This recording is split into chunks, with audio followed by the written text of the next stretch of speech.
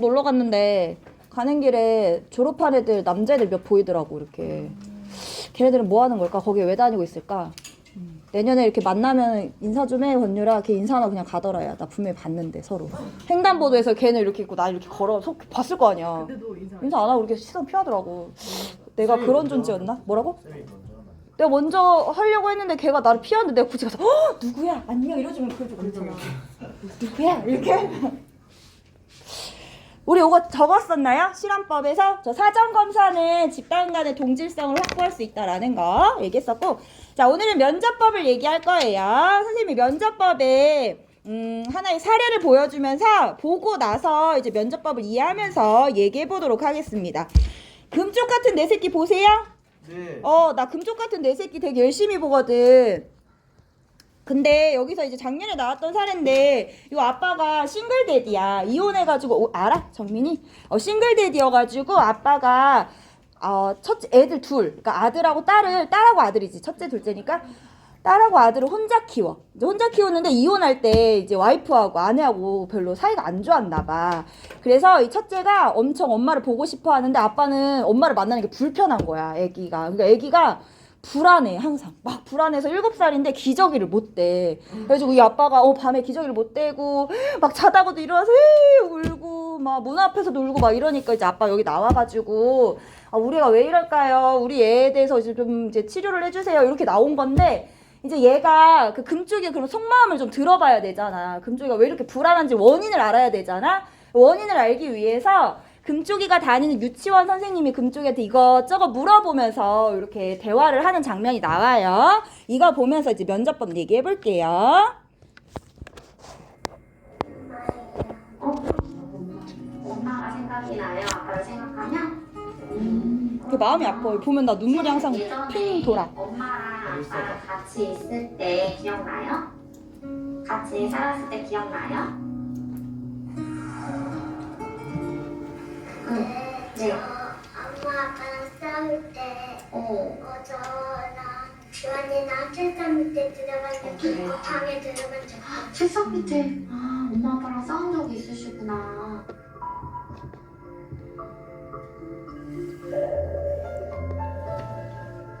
다섯 살 때랑 주원이는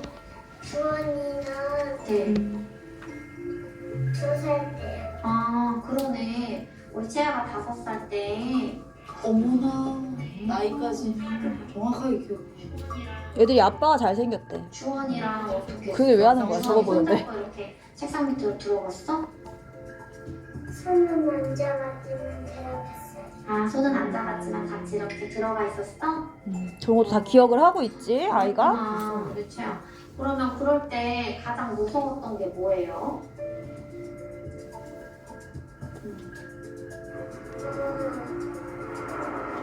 엄마랑 아빠랑 싸우는 그게 무서워. 제일 무서웠대. 얘 속마음은 엄마 아빠랑 싸우는 게 제일 무서웠던 거야. 채아는 그렇게 싸우실 때마다 마음이 조금 어땠어? 응?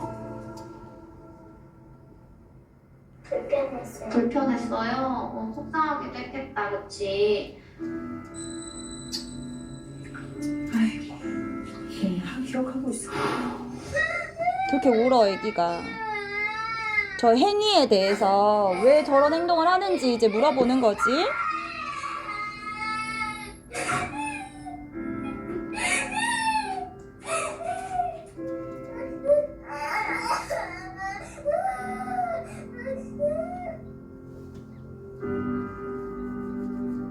그런데 채아야, 친구들도 그렇고 유치원에서 보면 조금씩 이렇게 싸우는 경우들이 있어. 엄마 아빠도 화해하시지 않았을까? 근데 했지만 네. 막 울지, 장영나. 아직 안 풀려서 멀리 떨어져 있어요. 채아 그럼 엄마 많이 보고 싶어? 평소에? 자주 못 볼 때? 보고 싶구나. 근데 엄마랑 아빠랑 네. 같이 놀고 싶은데 싸워서 엄마가 못 온대요.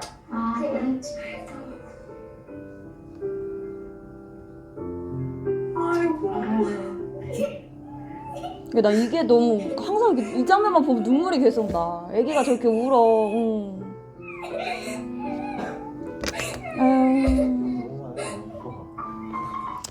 이거를 보면서 아빠도 저걸 몰랐대. 그러니까 엄마 저기 아내랑 싸울 때 아기가 5살짜리가 이제 2살짜리 동생을 데리고 책상 밑에 들어갔던 건 아빠도 몰랐던 이야기라고 하시더라고.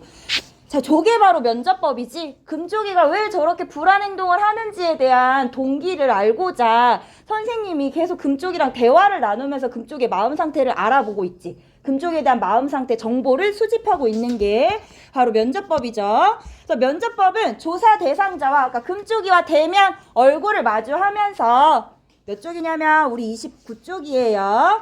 대화를 통해 질문을 합니다.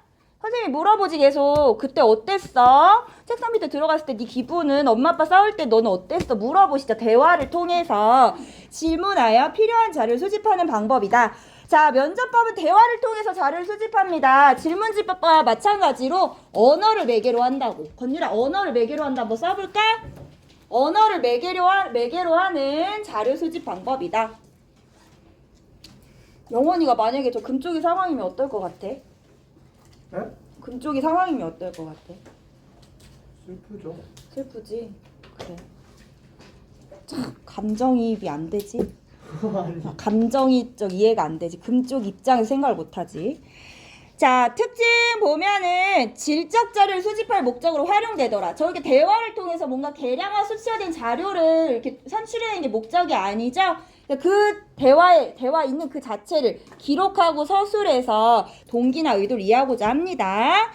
자, 조사 대상자, 진행 상황, 응답 내용 등에 따라서 질문의 내용이나 형식 등이 유연하게 제시가 되더라. 그러니까 선생님이 금쪽이가 대답하는 상황에 맞춰서 질문을 계속 달리하지.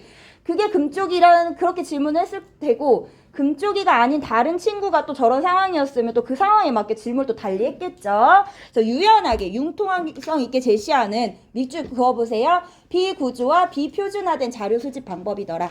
구조화, 표준화된 자료 수집 방법 배웠습니다. 질문지법이에요. 질문지법은 사전에 동일한 내용과 동일한 형식을 딱 미리 제작해가지고 모두에게 똑같은 내용을 제공을 했잖아. 근데 이거는 아니지. 대상자에 따라서 상황에 따라서 달리 질문을 제시하고 다르게 또 접근을 하고 그래서 유연한 자료 수집 방법이라는 거. 그거를 비구조화, 비표준화된 자료 수집 방법이다. 이렇게 얘기해요. 자, 오른쪽 위에 올라가 보면 구조화된 비구조화된 자료 수집 방법 여기 밑줄 긋고 갔었죠? 그래서 여기 나와 있습니다. 면접법은 어떻다? 구조화된 정도가 약하다 이렇게 나와 있어요. 그래서 비구조화된 자료 수집 방법이야 이렇게 얘기를 해. 이게 안 먹혀서 다시 나갔다 들어올게. 구조화된 자료 수집 방법은 실험법하고 질문지법이라고 얘기했어요. 그러니까 미리 사전에 쫙 짜여진 요 자료 수집 방법은 질문지법과 실험법이라는 거. 근데 짜여진 정도가 더 높은 거는 누구겠어? 실험법이겠지. 모든 상황을 다 연구자가 통제하고 있잖아. 자, 심층적 조사를 위해 소수를 대상으로 하고 필요에 따라 추가 면접을 진행하면서 자, 요것도 써봅시다. 깊이 있는 정보 획득이 가능하다라는 점. 깊이 있는 정보 획득이 가능하다. 그래서 면접에서는 캐묻기가 가능하다 이렇게 얘기해. 캐묻기 계속 물어보는 거야. 대면하면서 책상 밑에 들어갔을 때 어땠어? 뭐 더 구체적으로 물어볼 수 있겠지. 그때 손 잡고 들어갔어? 안 들어갔어? 동생의 표정은 어땠어? 그때 네 마음 동생 표정 본 네 마음은 어땠는데? 계속 캐묻기를 하면서 깊이 있는 정보 획득이 가능하다라는 거.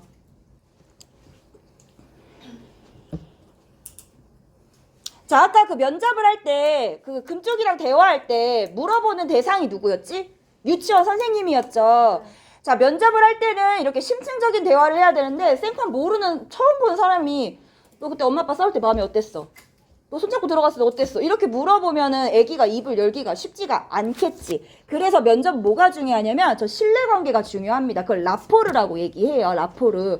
그러니까 유치원 선생님을 선정한 이유도 유치원 선생님은 하루 종일 금쪽이랑 같이 생활하는 사람이잖아. 그러니까 이미 신뢰관계가 형성되어 있는 사람이야. 그러면서 선생님이 이렇게 계속 허용적으로 상냥한 목소리로 물어보니까 금쪽이가 자기 속마음에 있는 얘기를 하지. 불안했어요. 무서웠어요. 아빠랑 엄마랑 싸워서 뭐 떨어져 있어요. 이런 얘기 하잖아. 그래서 라포르랑 신뢰관계가 매우 중요하다라는 거 이렇게 보시면 되겠습니다.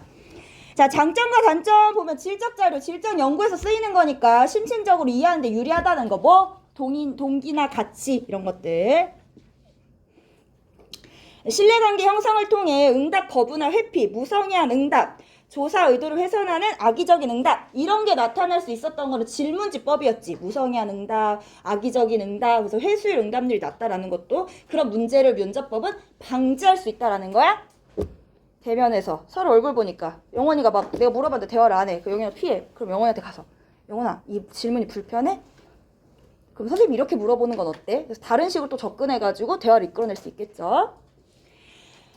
자, 문맹자에게도 실수할 수 있다라는 거 역시 질문지법하고 대비되는 거죠. 얘는 언어로 하기 때문에, 대화로 하기 때문에. 하지만 질문지법은 문자 언어 사용하면 문맹자에게 실수하기 어렵다고 했어. 그리고 가장 큰 장점이 유연성과 융통성을 발휘할 수 있다. 지금 우리가 보는 자료 수집 방법 중에 유연성, 융통성은 면접법이 갖고 있는 특징이에요. 하지만 이렇게 면접을 심층적으로 깊이 있는 정보를 획득하려고 하다 보면 아무래도 대화를 오래 해야겠지. 그러니까 시간과 비용 측면에서는 경제적이지 못합니다. 그러니까 시간과 비용 측면에서 효율적인 건 질문지법이겠지. 딱 1시간에 앉혀놓고 100장 쫙 돌려가지고 한 번에 대량의 자료를 쫙 수집할 수 있잖아. 시간과 비용 측면에서 효율적인 건 질문지법.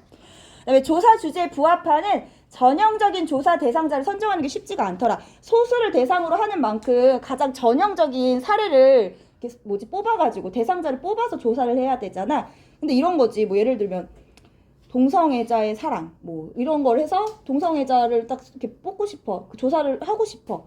누구를 할 것인가. 일단 숨어져 있어서 뽑기도 어렵고 숨겨져 있으니까. 그 중에서도 어떤 사람을 또 이렇게 선출해가지고 뽑아가지고 대화를 나누냐. 그것도 쉽지 않다라는 거예요. 질적이기 때문에 라포르 이런 관계 때문에 조사자의 편견이나 주관적 가치가 자료 해석 과정에 개입할 우려가 크다. 이거는 질적 연구의 단점이기도 했죠. 얘 지금 질적 자료 수집하는 거니까 그 단점 같이 가야 되는 거야. 자, 위의 장점 얘는 심층적인 세계를 이해하는데 유리하다라는 거. 야, 근데 서우 왜 자꾸 안 와? 서우 어디 갔어? 그 화장실 왜 안 와? 가봐. 응. 뭐라고? 이따 꺼져. 자, 맨 위에 있는 행위자의 의도나 동기를 심층적으로 이해하는 데 유리하다는 거 역시 질적 연구의 장점이었지. 그래서 같이 봐주면 되겠죠. 자, 뒤로 가보겠습니다. 자, 이번에는 참여관찰법입니다. 자, 이 참여관찰법은 읽어볼게요. 의미를 조사 대상자의 일상세계에 참여하여. 자, 밑줄 그어볼게요. 조사 대상자 일상생활에 참여하여 필요한 자료를 수집하는 방법이다. 자, 참여관찰법이 등장한 게 문화인류학에서 등장하기 시작했어. 문화인류학이라는 학문이 있는데 이거는 인류의 문화에 대해서 연구한 학문이 한마디로. 얘네들은 어떤 연구를 하냐면 원시 부족민들의 문화를 연구하고 그리고 그다음에 아시아인들의 문화를 연구하고 이렇게 얘기를 해. 그럼 부족민들의 문화를 연구하고 싶어서 부족민들을 만났는데 언어가 돼? 안 돼? 대화가 돼? 안 돼? 안 되지. 뭐 우리가 쓰는 영어, 일본어, 한국어 이런 걸 쓰는 차원이 아니잖아.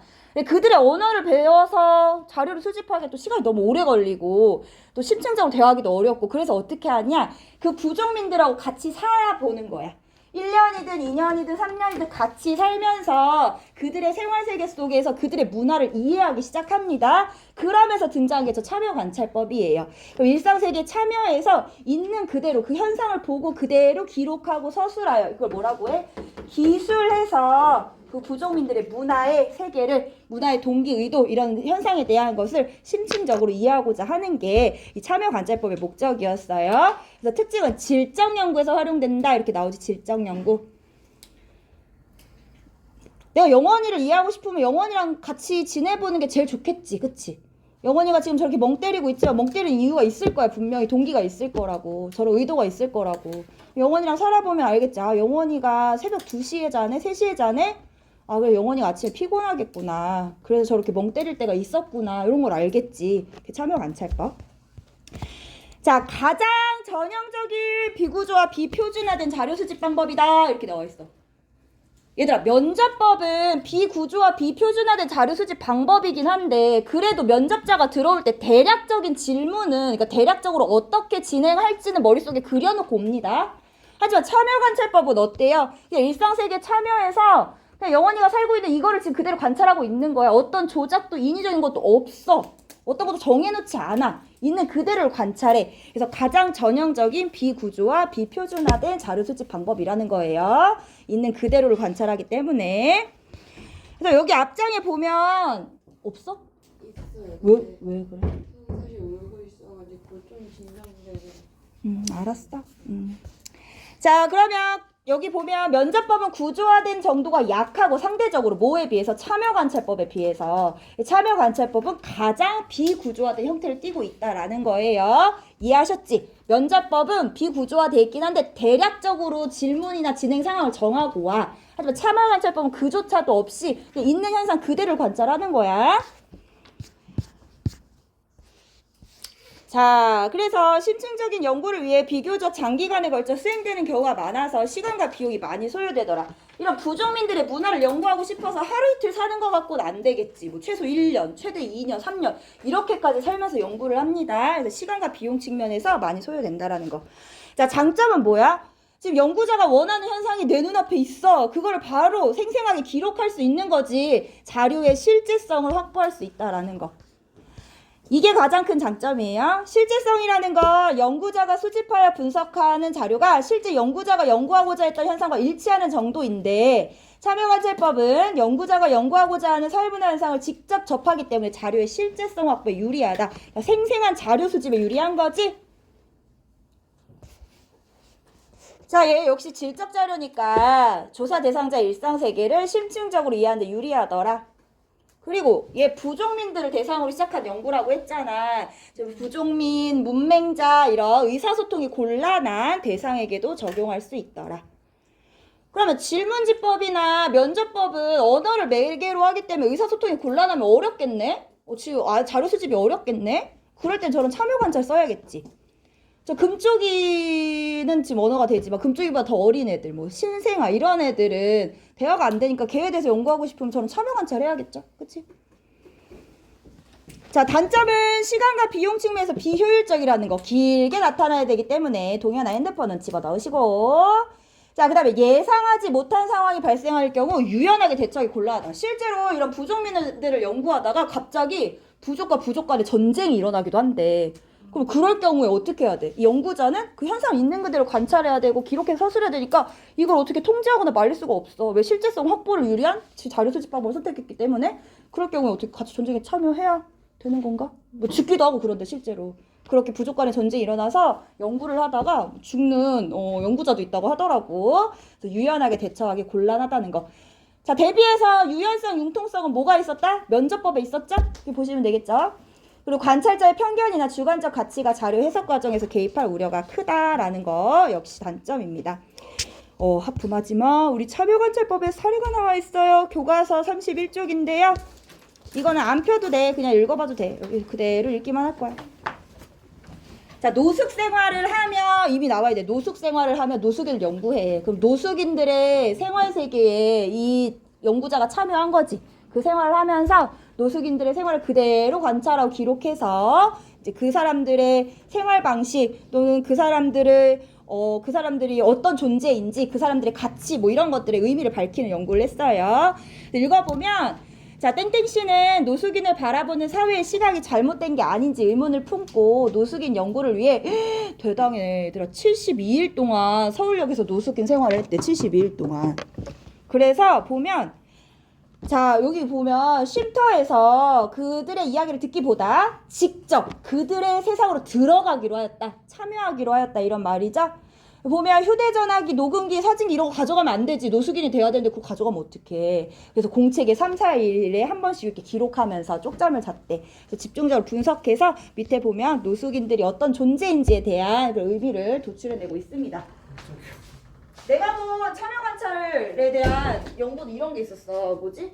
동아일보 기자인가? 되게 유명한 기자인데 그 사람이 무슨 기자가 간다는 김 기자가 간다가 윤 기자가 간다가 하여튼 그 사람의 이렇게 항상 특집 기사가 있는데 한겨울에 시골집 마당에서 키우는 강아지 알아? 걔네들 어떻게 키워?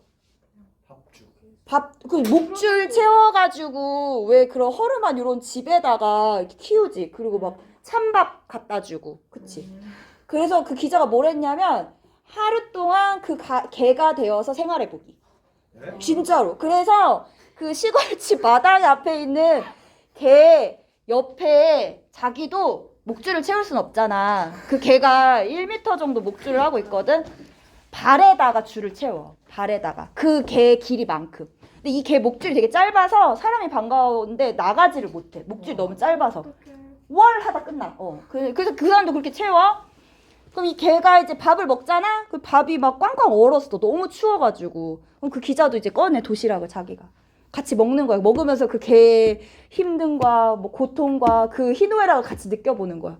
그리고 맨바닥에 같이 앉아있어. 그 개, 그 차디찬 그 시멘트 바닥에 이렇게 앉아있잖아. 그렇게 하는 거야. 그러면서 이제 그 마지막에 기자가 떠나면서 주인한테 얘기해. 제가 이 개랑 살아보니까요. 이 개는 사람을 되게 좋아하고요. 그리고 산책하는 걸 되게 좋아해요. 그 이제 기자가 너무 마음이 아파서 산책을 또 한 바퀴 시켜주더라고. 그러면서 주인님, 제가 가더라도 이 개랑 하루에 한 번 정도는 산책을 좀 해주세요. 이렇게 부탁하면서 떠나는 그런 얘기가 있었는데 그 기자 되게 대단하지. 그리고 막 임산부가 되어보기 이래가지고 막 그 배에다 이렇게 해가지고 하고 막 그렇게 체험하는 거 봤어. 참여 관찰이지. 그 개 생활을 이렇게 관찰하고 있었던 거. 자, 요런 게 참여 관찰의 사례다. 자, 근데 참여 관찰도 여기 보면은 또 여러 가지 얘기가 나와 있는데, 자, 장점 위에 있고 밑에 단점 보면 관찰자에게 많은 인내와 용기가 필요로 하면 왜 시간과 비용이 많이 소요된다니까. 그리고 원하는 현상이 나타날 때까지 기다려야 돼. 그렇지 않아? 이거 왜냐면 어떤 인위적인 조작을 가하는 게 아니기 때문에 만약에 내가 어떤 부족민들의 결혼식에 대해서 연구하고 싶어. 그러면 그 현상이 결혼식이라는 현상이 나올 때까지 기다려야겠지. 인내심이 많이 필요해요. 자, 따라서는 피관찰자가 관찰자를 의식한 나머지 일상적인 행동과 다른 독특한 행동을 할 우려가 있다라는 단점이 있다. 우리 교과서에 그런 얘기가 나와. 그래서 보면 그 뒤에 32페이지 보잖아. 32페이지 여기 사례 2 보잖아.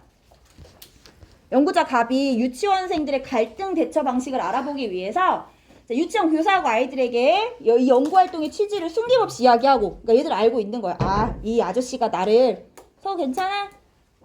관찰하러 왔구나 하고 2달 동안 땡땡 유치원들의 생활을 관찰하였다. 이 아저씨, 이 사람 지금 참여 관찰한 거지? 자, 근데 봐봐. 유치원에서 발생한 친구끼리의 다툼은 예상보다 적었고 몸싸움보다는 말다툼으로 끝나는 경우가 많았대. 연구가 끝나고 유치원 교사가 연구자한테 아우, 연구 진행하는 동안 애들이 너무 얌전하고요. 말을 잘 들었어요. 너무 감사해요. 다음에 또 연구하러 오세요. 이렇게 했다는 거야. 이게 지금 연구자는 그 갈등을 대처하는 방식이 어떤지 있는 그대로 보고 싶었는데 애들이 어때? 지금 연구자를 의식한 나머지 막 핥힐 거를 우리 그만 이제 사과하자 이렇게 끝냈다라는 거죠. 현상의 왜곡이 나타난 거지. 이런 게 이제 단점으로 지적도 됩니다. 아, 그거랑 하나만 더 보자. 여기 또 32페이지 보면 건율아 여기 이것 좀 볼래? 자료 3번. 자, 노인 우울증 치료 프로그램 효과성 입증 실험 나와 있어. 실험. 얘 실험법 한 거겠네. 그럼 실험. 자, 봐봐.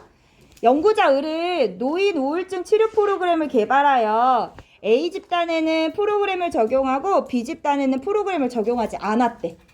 자, 그런데 연구 진행 중 A 집단에 속한 노인이 노년기를 건강하고 활기차게 보내는 어느 노인에 관한 텔레비전 프로그램을 우연히 시청하게 되었어.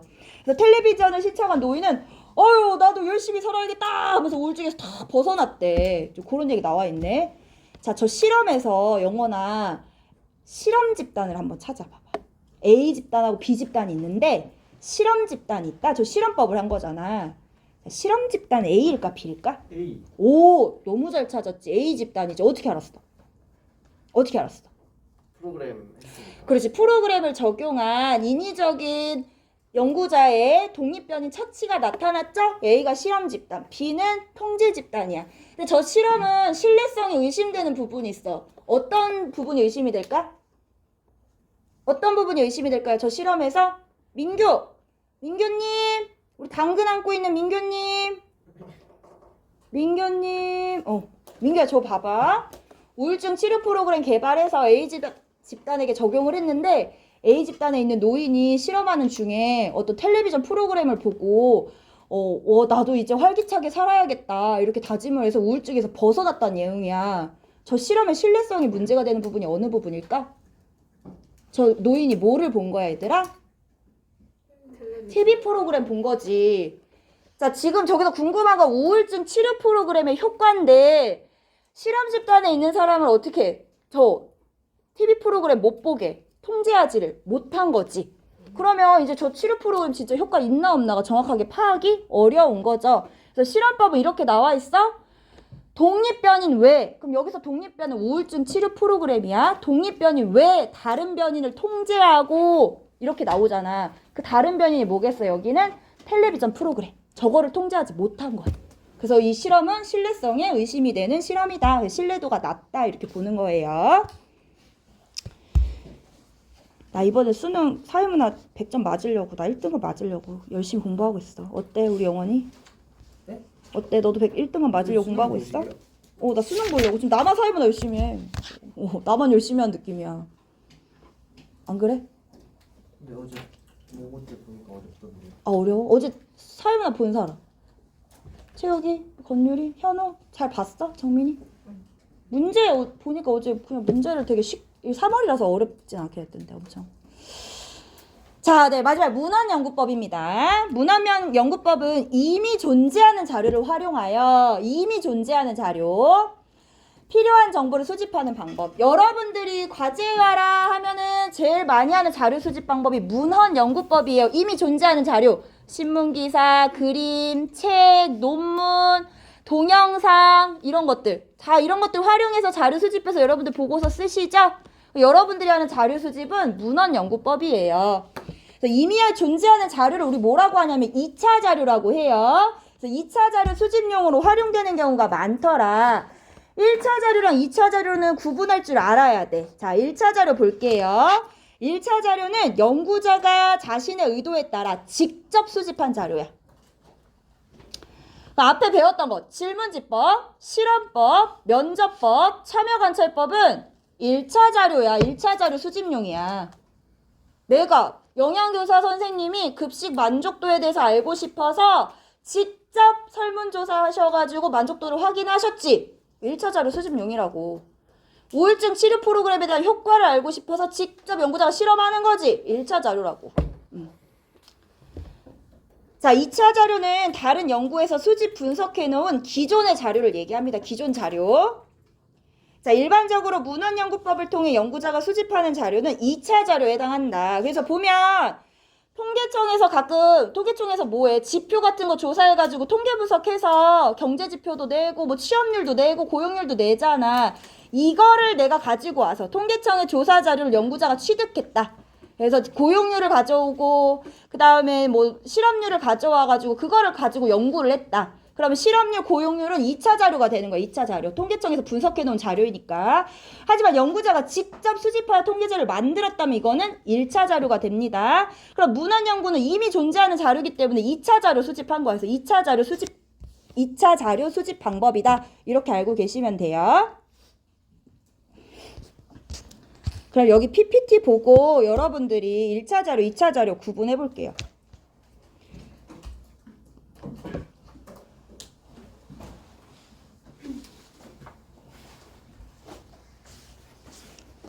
갤럭시도 이거 탭 S8이 나왔더라. 산지 얼마 안 됐는데. 자, 모의고사 지문입니다. 연구자 갑은 인종차별에 관한 연구를 수행하면서 질문지법으로 조사한 의뢰 연구에서 땡땡 지역 주민들이 인종차별을 하지 않는다고 응답한 것을 확인하였다. 자, 그 다음에 갑은 직접 땡땡 지역을 다니며 호텔과 식당 등에서 인종에 따라 서비스가 달라지는지 여부를 살펴보면서 상세한 기록과 서술을 통하여 자료를 수집하였다. 자, 여기까지 읽었어요. 자, 갑이 진행한 자료 수집 방법을 한번 얘기해 봅시다. 뭐가 있을까요? 일단 눈에 보이는 거. 뭐가 있을까?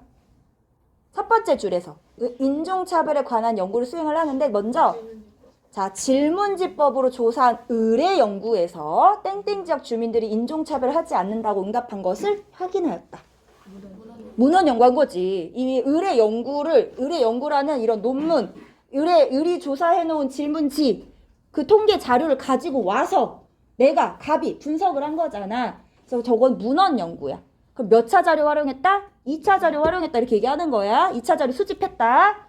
자, 뒤에는 갑은 그래서 직접 땡땡 지역을 다니면서 호텔과 식당 등에서 심지어 인종에 따라 서비스가 달라지는 여부를 이렇게 살펴보면서 관찰하면서 상세히 기록하고 서술했대. 뭐 한 거야 이거는?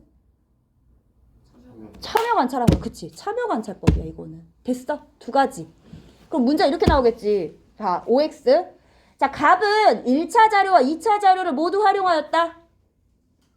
1차 자료, 2차 자료 수집하였다. 오야, 그치? 문헌연구 2차 자료고 참여관찰법 이거는 갑이 직접 수집하고 다닌 거잖아. 1차 자료, 2차 자료 모두 수집한 거예요. 자, 의뢰연구에서 저 질문지 설문조사는 의뢰연구에서 을은 설문지 조사한 거는 을이 1차 자료 수집한 거지. 그치? 요렇게 이해할 수 있겠지? 이렇게 구분할 수 있어야 돼. 자, 특징을 보면 양적과 질적 연구에서 모두 활용됩니다. 자, 문헌연구법을 어디서 많이 활용하냐면 얘들아 내가 어떤 연구 주제를 선정하고 나서 나와 비슷한 주제를 가지고 다른 연구자들은 어떻게 연구했느냐를 한번 검토해 보기도 해. 그걸 선행 연구를 검토한다고 하거든요. 또는 이 주제에 대해서 요즘에 다른 연구자들은 어떻게 연구하는지 동향을 살펴보기 위해서 문헌연구법을 활용하기도 합니다. 그럼 기존의 동향을 살펴보고 선행 연구를 검토하는 건 양적 연구, 질적 연구 다 가능하겠죠. 그래서 양적, 질적에서 모두 활용된다라는 점. 그리고 신문기사, 인터넷 문서, 논문, 도서, 밑줄, 그림, 동영상 등 문헌의 형태는 다양하더라. 그럼 아까 내가 그 금쪽이 보여준 것도 동영상이잖아. 나한테는 내 연구에서 2차 자료지. 이미 금쪽 같은 내 새끼 제작진들이 수집해 놓은 걸 가지고 내가 그걸 활용하고 있으니까. 밑에 나와요. 문헌이라는 말은 참고 자료가 되는 모든 기록이나 자료이기 때문에 서적 문서뿐 아니라 그림, 동영상, 통계 자료까지 수집할 수 있대. 자, 통계 자료는 얘들아 수치화된 자료 맞아? 수치화된 자료 맞아요? 그러면 이 수치화된 자료를 통해서 양적 연구를 할 수 있는 거야. 이해됐어? 문헌연구법에서 이 통계 자료는 수치화된 자료이기 때문에 통계 자료를 활용해서도 양적 연구 충분히 가능하죠. 이럴 때는 문헌연구로 자료 수집을 한 거예요. 그 다음에 동영상을 보면서 어떤 기록이나 서술이 가능하겠지? 그럼 또 질적 연구를 가능한 거야. 아까 내가 그 면접하는 그거 뭐야 금쪽이랑 선생님이랑 대화 나눈 거 보면서 나 그거 금쪽에 된 거 다 기록해가지고 금쪽이 마음 상태가 왜 그런지 나 연구할 수 있어. 내가. 그럼 질적 연구한 거지 난. 이런 식으로. 자, 장점 역시 시간과 비용 측면에서 효율적입니다. 내가 직접 자료 조사하지 않더라도 이미 존재하는 자료로 연구 가능하니까요. 자, 그 다음에 시간과 장소 제약으로부터 비교적 자유롭다. 내가 직접 발로 뛰지 않아도 나 자리에 앉아서 저 미국에 연구할 수 있어. 지금 이 두넘고에서 미국에 대한 연구할 수 있을걸? 저 러시아하고 우크라이나 전쟁 상황에 대해서 나 여기 앉아서 연구할 수 있어. 그치? 기사를 본다든지 책을 본다든지 동영상을 본다든지 가능하죠. 그리고 나 여기 앉아가지고 조선시대도 연구할 수 있어. 조선시대 기록 보면 되잖아. 시간과 장소의 제약으로부터 자유롭다. 기존의 연구 동향 파악하는데 적합하다. 하지만 단점은 기록만 보고 동영상을 보고 그러니까 문헌에 의존하기 때문에 문헌이 정확하고 신뢰가 확보가 되어야 돼. 근데 막 블로그에서 퍼오는 이런 것들 만약에 출처 없는 것들은 정확성이나 신뢰성에 의심이 들지. 그럼 그렇게 되면 연구에 대한 신뢰도도 떨어질 수밖에 없다라는 거야. 그리고 문헌 해석 시 연구자의 주관적 가치가 개입될 우려가 있다. 여기까지. 싫어. 아, 맨날 시계만 보지 정명호는. 뭐 네가 무슨 시간 요정이야? 네. 시간 알림이? 나 맨날 목소리 이렇게 크게 말한 나는 목이 어떻겠어. 야, 이 와중에 코로나 안 걸린 거 대단한 거 아니야 나? 코로나도 안 걸렸어. 말 조심해야지. 걸리면 어떡해. 백건일 건유라 샤프에 의존해서 자면 여기 빨개지잖아 지금. 자, 뒤에 1차 자료, 2차 자료 나와 있어요. 1차 자료는 연구자가 연구 수행 중인 연구 목적에 맞게 직접 수집한 자료. 자, 앞에서 했던 거 질문지, 실험, 면접, 참여 관찰 다 1차 자료다. 1차 자료 수집 방법. 자, 2차 자료는 다른 목적을 위하여 이미 수집되고 정리된 자료. 2차 자료를 수집하는 건 문헌 연구다. 이렇게 알고 계시면 돼요. 그래서 문헌 2차 자료는 아무래도 경제성, 그치? 시간과 비용 측면에서 효율적이겠죠. 밑에 보면 적합하게 잘 활용해야 된다 이런 얘기 나와요. 31쪽에. 골고루 섞어서 하겠지. 조금만 힘을 내봅시다. 조금만 힘을 내봐요. 33쪽. 왜? 힘을 내요. 슈퍼파워. 비웃었지? 야, 애들이 정영원 사진 보고 되게 정상인인 줄 알아. 1학년 애들이. 동춘쌤이 형 사진 붙였다고 했어. 뭐라고? 동춘쌤이 형 사진 붙였. 아, 너 형 있어? 아니. 근데 사진만 보면 승민이는 왜 이렇게 이뻐? 승민이 원래 그렇게 이뻐? 원래 이뻐, 정민아?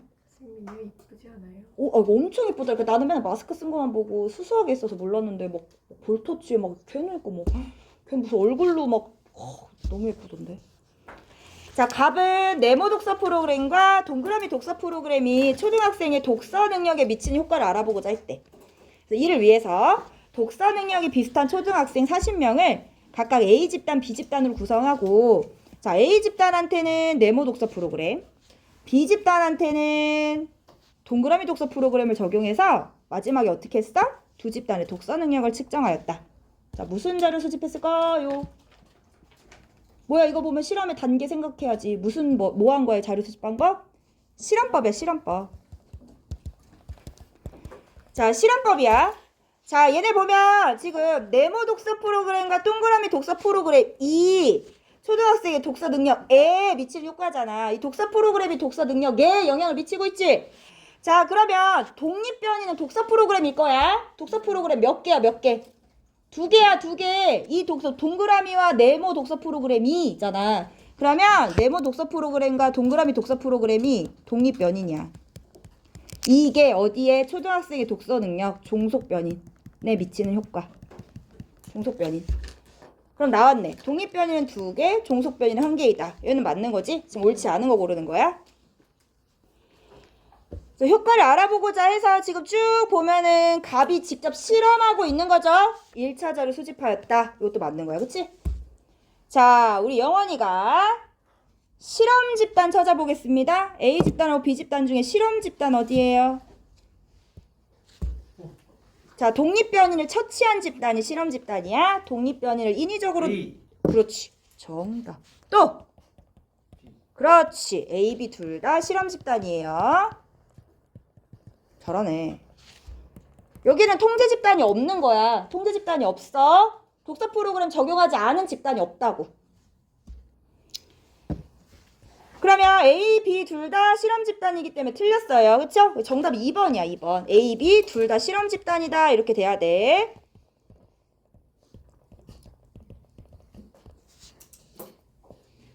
자, 4번 보면 A 집단, B 집단 모두 사전검사와 사후검사를 실시하였다 했는데, 사전, 사후검사를 나누는 건 일단 사전검사, 사후검사 모두 종속변인을 측정하죠. 그치? 근데 나누는 기준이 뭐야? 독립변인 처치가 이루어지기 전이냐 후야?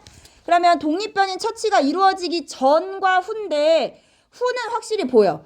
자, 적용하고 나서 이후 독서 능력이 종속변이니까 이걸 측정했대. 사후검사 했어. 자, 사전검사도 했어. 어디서 했을까? 사전검사. 사전검사 어디서 했을까? 독서 능력이 비슷. 그렇지. 거기서 사전검사한 거야. 이렇게 사전검사해서 이 집단 동질한 집단이구나 확인이 된 거야. 사전검사를 통해서 집단의 동질성 확인할 수 있다 그랬잖아. 확보할 수 있다고. 저렇게 확인하시면 돼요. 그 다음에 5번. 갑이 사용한 자료 수집 방법은 자료 수집 상황에 대한 통제 정도가 높다. 그래서 구조화된 자료 수집 방법이다. 이렇게 얘기했었죠? 그래서 5번도 정답이 되고. 그치? 5번도 맞는 말이고. 그래서 정답 2번 이렇게 골라줘야 되는데 내가 요거를 깜빡하고 안 나눠줬네. 이거 되게 중요한데. 요거만 나눠서 요거 마지막 설명하고 요거 끝낼게요. 이거 어디 책에다가 잘 붙여 놓으세요. 내가 너네들 생각해서 일일이 하나씩 하나씩 다 오린 거야. 내가 출력해서. 뭐예요? 굿. 보시면 돼요. 실험법하고 면접법, 질문지, 차별관찰법 정리한 거.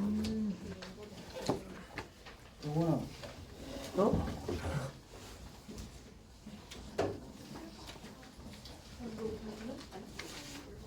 이건 뭐예요? 똑같은 거예요? 아니야. 자, 뒤에다 더 돌리세요. 수고했습니다 오늘. 뭔 소리야? 뭔 소리야? 안 쉬어요? 나 쉬고 싶어. 오 여기 보면서 쉬어라. 뭐야? 뭐야 이게? 광고야. 무슨 게임이냐? 이 게임 좀 재밌어 보인다. 이거 그래? 자, 질문지 면접 참여관찰 실험법을 비교해 놓은 건데요. 지금 보면 여기 뭐 다른 데는 다 더하기 빼기 이렇게 되어 있는데 더하기 빼기가 정도가 다른 게 조작화 정도죠. 경제성 먼저 보겠습니다. 경제성은 시간과 비용 측면에서 효율적인 걸 얘기하는 거야. 그러니까 시간과 비용 측면에서 가장 효율적인 거는 당연히 질문지법이겠지. 저 4개 중에서. 면접법, 참여관찰법 당연히 시간 오래 걸려요. 실험하는 것도 장기간의 어떤 효과 이런 거는 6개월 이렇게 봐야 되잖아. 질문지가 그 면에서 가장 경제성이 높다. 자, 조작화 정도는 상황을 통제하는 정도, 구조화의 정도, 인위성의 정도 이런 거를 얘기해. 보면 얘들은 지금 더하기 빼기가 좀 차이가 있죠? 자, 조작화 정도가 가장 높은 건 실험법이에요. 모든 상황을 다 통제하죠, 연구자가. 근데 질문지법은 그에 비해서 좀 낮아. 이유는 뭐냐면 악의적인 응답, 무성의한 응답까지 통제하기는 어려워, 질문지법에서는. 그래서 더하기가 하나야. 자, 면접 참여관찰법은 비구조화된 자료 수집 방법이라고 했어요. 통제 정도와 인위성이 낮겠지. 근데 그 중에서 누가 더 제일 낮다? 참여관찰법이 낮더라. 면접법은 그래도 연구자가 대략적으로 머릿속으로 그려놓고 요 테두리 안에서 연구 대상자랑 얘기를 하는 건데 참여관찰법은 그조차도 없습니다.